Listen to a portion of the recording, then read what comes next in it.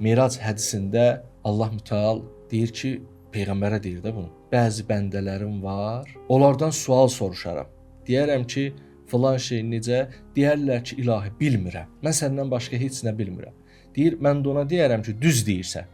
Sənin cismin insanların yanındaydı. Amma həmişə daim mən sənin üçün mühüm idim deyə fikrin həmişə mənim yanımdadır. Mənə aid olan hər şeyi bilir. Amma başqa bir şeylər onun çox da fikrini çəkməyib deyə onu bilmir. Və Allah deyir, orada deyəcəm ki, sənin düzdür ki, cismin insanların içində idi. Sən bir ataydın, sən bir anaydın, sən bir tələbə idin.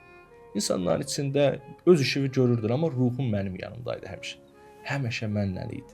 Və yaxud da indi daha yaxşı qoy belə deyə, həmişə mən sənin yanında olduğuma baxırdım. Mən sənin yanındaydım, özüm də artıq belə danışıram.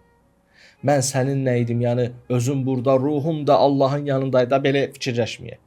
Həmişə mən sənin yanında olduğumu bilirdim. Biz danışırdıq, pıçıldaşırdıq. İnsan nə gözəldir ki, zehnində pıçıldaşsın. Mən alimlərdən birindən bilirsiniz nə görmüşdüm? Görmüşdüm ki, o qədər zehində Allahla danışan adam, yəni daim Allahla olan adam idi.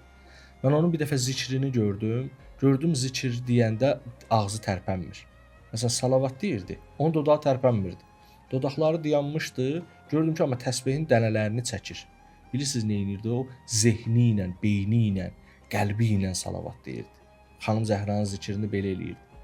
Dodaq tərpənmirdi, amma gördüm ki, təsbehin dənələrini çəkir. Niyə? Çünki Rəbbi ilə elə orada danışır. Həmişə danışır. Bir yerdədir, bahəmdir. Xoş belə insanların hamı.